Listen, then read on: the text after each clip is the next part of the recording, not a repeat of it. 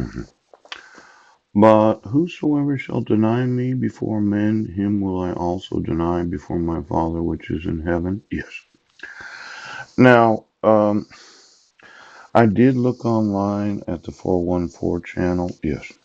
Nobody's watching these videos. But if one individual does, and they know that I'm confessing God before men, yeah. Jesus said he will confess me before the Father which is in heaven. Pope. Now, there's a spiritual concept here. Yes. If it were possible, right, that a large number of persons did know that I was confessing Christ before men and women, yes. Jesus said he'd confess me before his Father in heaven. Oh. Now, every time I send you a video, yes, sheriffs. It could be that the more I confess Christ before men, yes, the more Christ confess me before the Father. Now, there might be quite an anointing today, yes, because there is the idea, yeah, that someone might have found out about these videos, yes, and after approximately 35,000 of them, they might have said, well, why don't we watch Paul's Bible study this morning so we can learn about the Bible? Now, the larger the audience, the greater the confession, the greater the confession in heaven. Yes. And since I do understand how the anointing of God works, yeah, a lot of people that have watched Christian television, they wonder why it is that people would send money to televangelists. Yeah, as if no one was watching the television. Poop. But I had found that God does answer the prayers of those that do pray. And if you had a large audience, God would answer the confession of his own son, Jesus. Oh. Now think not that I come to send peace upon earth. Oh, I came not to send peace, but a sword. For I am come to set a man at variance against his father and mother. Ouch. Now, my mother, Sandra Taylor, yeah, not a big Bible believer. Poop. Douglas Taylor wasn't a big Bible believer.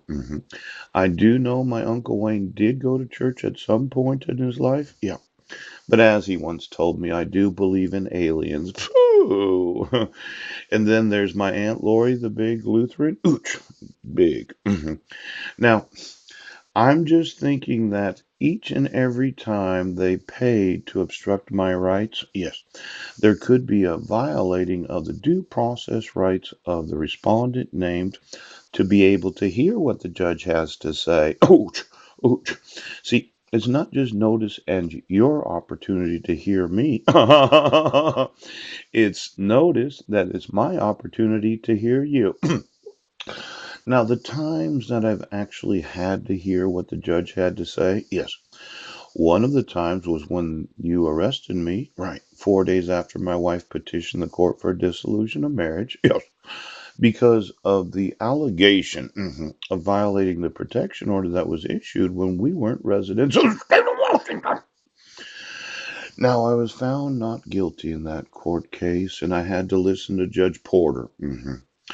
Now, I did feel it was my responsibility as a citizen of the United States to pay attention to what the judge says.